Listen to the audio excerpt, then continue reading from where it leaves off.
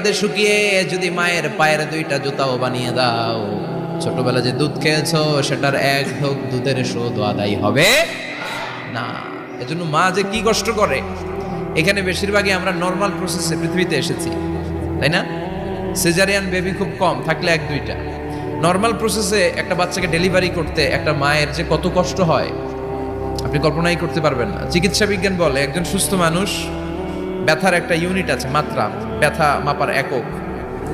৪৫ unit pain বা ব্যথা একজন মানুষ সহ্য করতে পারে। ব্যথার তীব্রতা বা মাত্রা যদি ৪৫ ইউনিটের বেশি হয়, যদি ছাড়িয়ে যায়, হয় লোকটা বেহুশ হবে, নয় মরে যাবে।